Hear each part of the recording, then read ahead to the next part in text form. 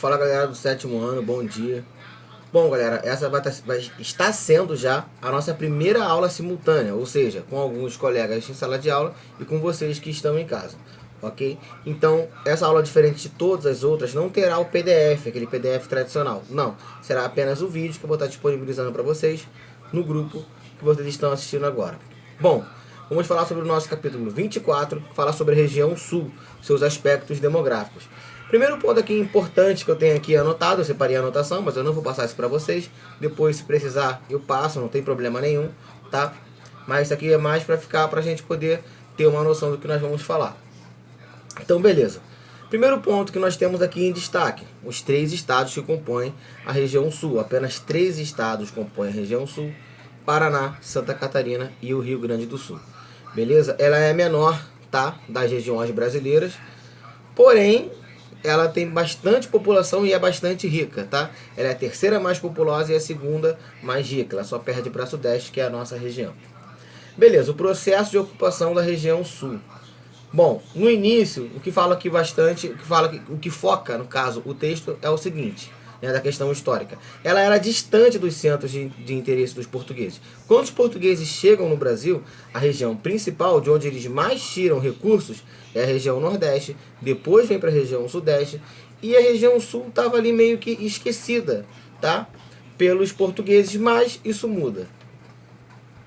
Beleza, isso fala aqui também no textinho.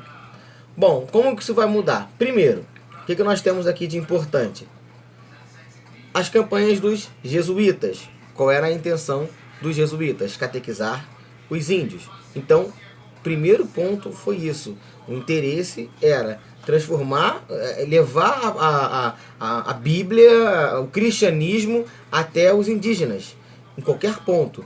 Então, quando chegam na região sul, o primeiro ponto que eles querem, o principal objetivo deles é catequizar os índios. Beleza. Então, depois, em outro período, chega a parte dos bandeirantes paulistas. O que significa isso? Qual é o objetivo dos bandeirantes paulistas aqui? Expandir o território brasileiro, tá? Quando falamos dos bandeirantes, eles têm a intenção de expandir o território brasileiro. Eles quebram o Tratado de Tordesilhas, tá? Que a gente falou, ó, lá no início do bimestre, na intenção justamente de transformar o território, que era o Brasil, que era menor, em um território maior, pegando assim algumas partes que eram dos espanhóis. Tanto que esses jesuítas que chegam na região sul, eles são espanhóis também, tá bom? E essa parte aqui eu vou ler para vocês que ele é bastante interessante. A partir do século XIX, o governo começou a incentivar o povoamento da região sul. De que maneira? Ele começa, os incentivos do governo são para que os povos europeus venham para a região sul. Por quê? Porque o clima se assemelha. O clima da região sul é subtropical. Na faixa, a grosso modo, tá? A região sul ela já está na zona temperada do planeta. Diferente do Rio de Janeiro, por exemplo, que está na zona tropical. Tá? Mas por que a região sul é chamada de subtropical? Porque é uma transição. Ela está na zona temperada? Está, mas ela ainda está muito próxima à zona tropical. Então ela é um pouco mais quente que a zona temperada, por exemplo, como na Argentina.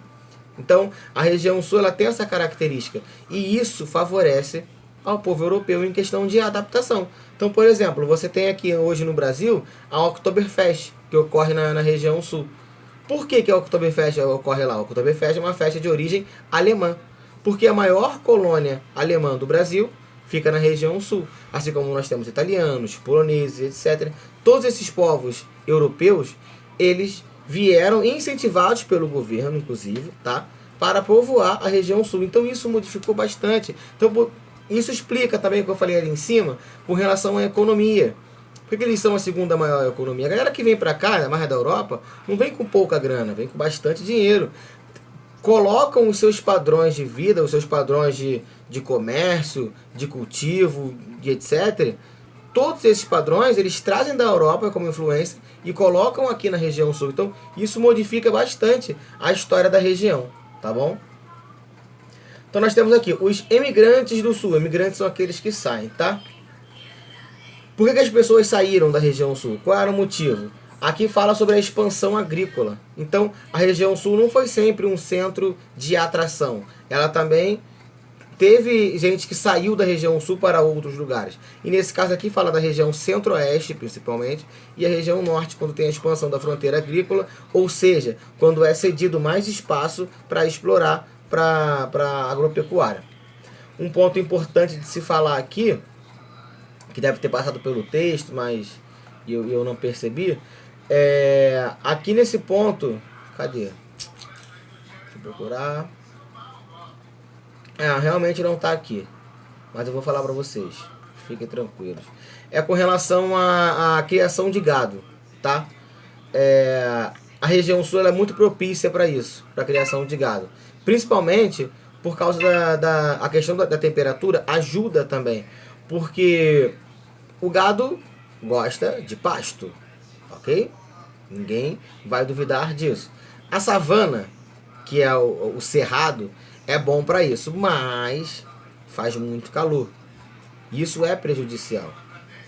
E na questão do gado, quando é criado na região sul, por ser mais frio, fica um pouco mais difícil para os animais morrerem seco, morrer com um sol quente na cabeça, não vai acontecer, tá? Isso favorece a criação de gado, tá bom? E outra coisa também são os campos, porque como o campo ele é diferente de regiões arredondadas, morros.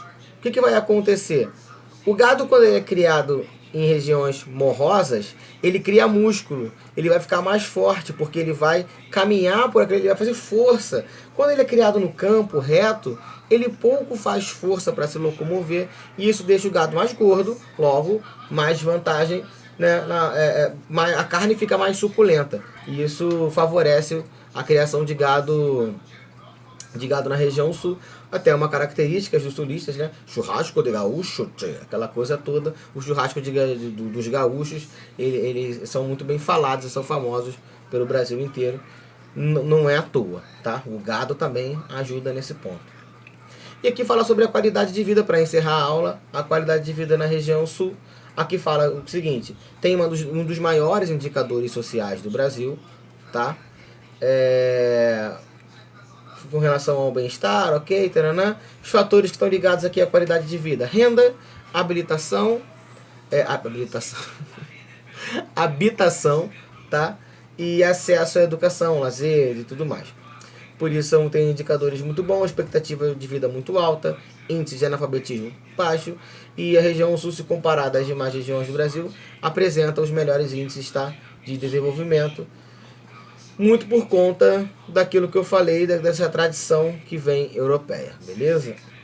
Então não vamos estender muito, é basicamente isso. A gente está falando aqui sobre ocupação e aspectos demográficos, e é isso que nós temos para hoje, beleza?